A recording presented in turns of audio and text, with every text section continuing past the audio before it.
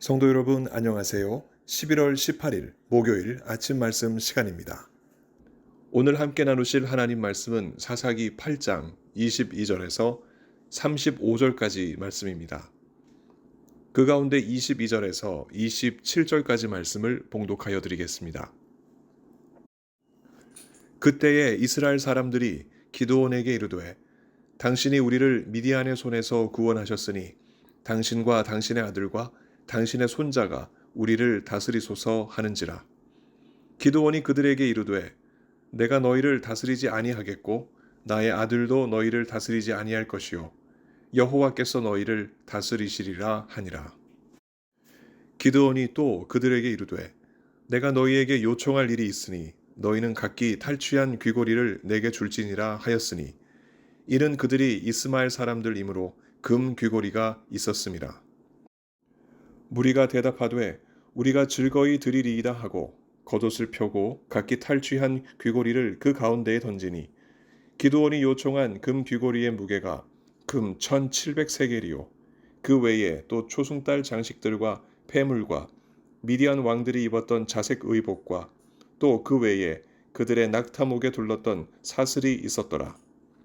기드온이 그 금으로 에봇 하나를 만들어 자기의 성읍 오브라에 두었더니 온 이스라엘이 그것을 음란하게 위함으로 그것이 기드온과 그의 집의 올무가 되니라.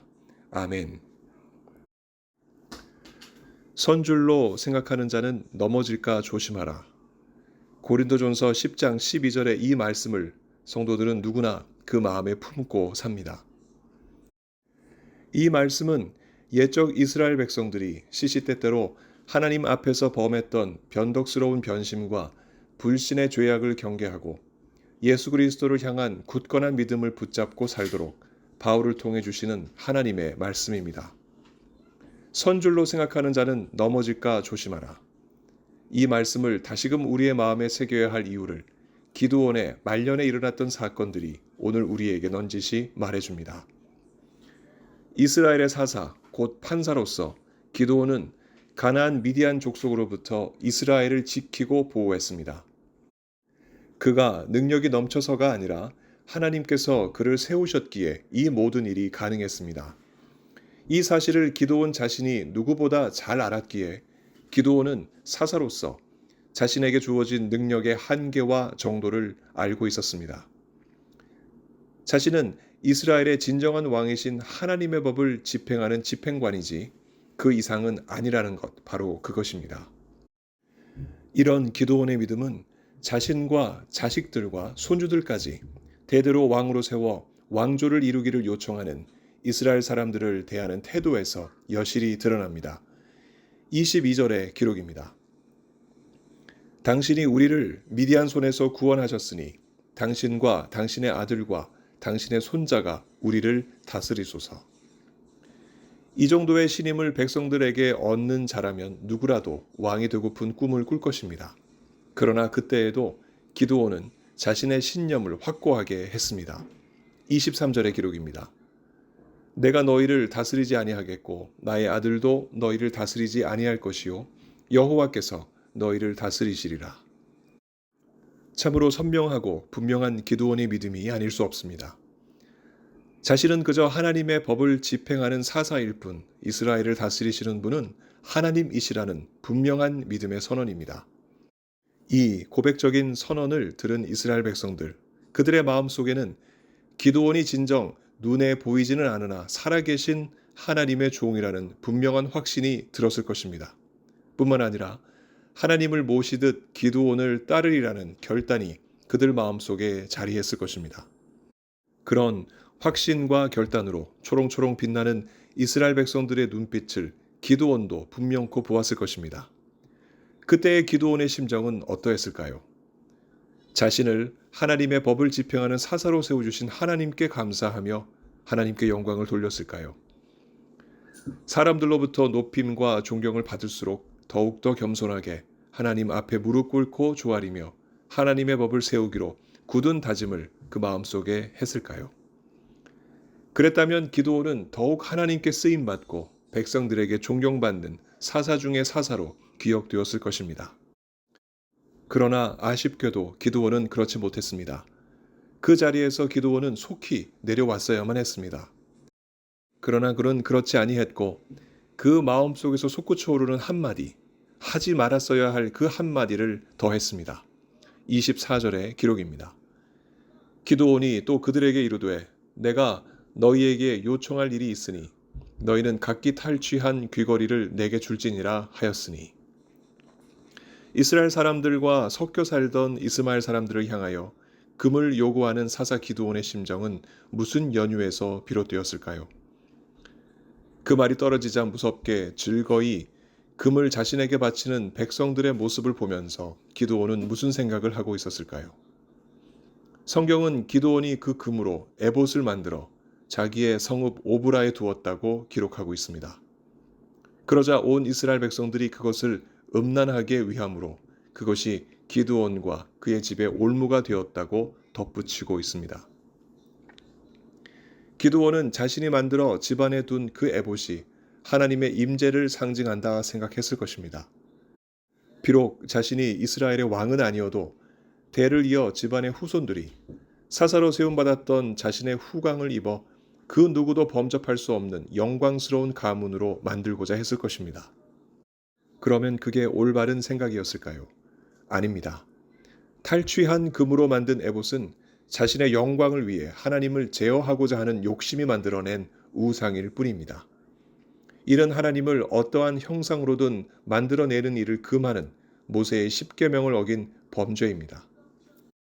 이뿐 아니라 그 우상을 온 이스라엘 백성들이 음란하게 섬기는 단초를 제공했으니 하나님의 법을 집행해야 할 사사로서는 상상할 수 없는 초대형 범죄를 저지른 셈입니다. 이쯤 되면 겉으로는 이스라엘 앞에 사사이지만 속으로는 이스라엘 앞에 최고의 정치력을 발휘하는 위치로 자신뿐만 아니라 자손까지도 세우려는 못된 의도가 드러난 것입니다. 선줄로 생각했던 기드온은 넘어질까 조심하지 못했습니다. 자신을 높여주셨던 하나님을 알면서도 동시에 높아진 자신에게 심취해버렸던 기드온은 결국 넘어졌습니다. 성경은 기드온이 만들었던 에봇이 자신과 자신의 집안의 올무가 되었다고 기록합니다. 그 올무는 구체적으로 무엇이었을까요? 곧 멸문지화였습니다. 기드온이 나이 들어 죽자 이스라엘 자손은 기드온을 잊고 하나님도 잊었습니다. 기드온의 집에 에봇이 있든지 말든지 그 에봇에 관심을 끊고 기드온 집안도 존중하지 않았습니다. 오히려 가나안 신 바알에게 세겜의 신 바알브릿에게 몸과 마음을 이스라엘 백성들은 다 바쳤습니다.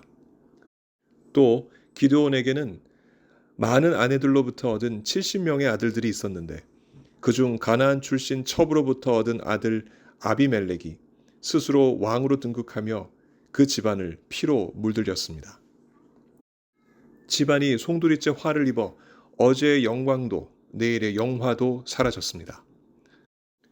선 줄 알았던 기드온이 넘어질까 조심했더라면 하는 생각을 우리는 지울 수가 없습니다. 선줄로 생각했다 넘어진 이들은 이후에도 그 수를 셀 수 없이 많습니다. 베드로가 닭 울기 전에 3번이나 예수님을 부인할 것을 고지하신 예수님 앞에서 베드로는 이렇게 말했습니다.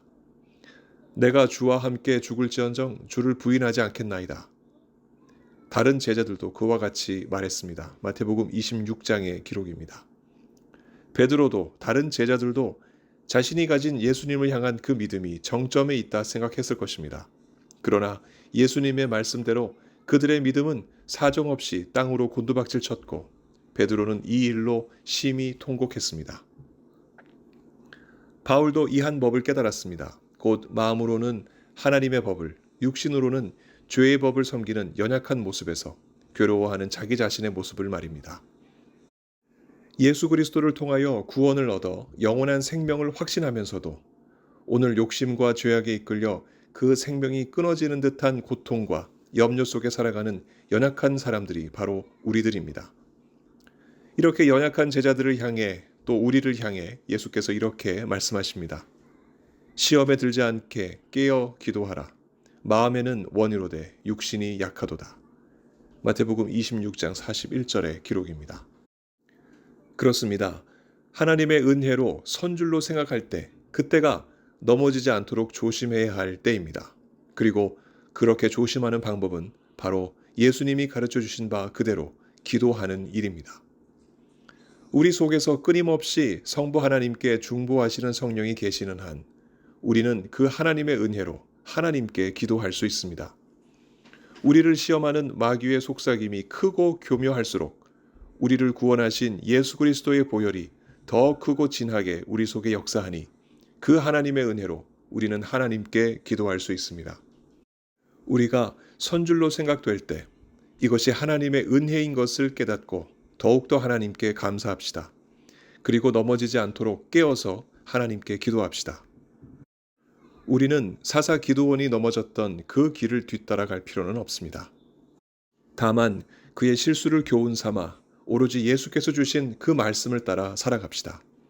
성령께서 오늘도 우리와 동행하시고 우리를 강하게 이끌어 주시길 예수 그리스도 이름으로 간절히 축원합니다.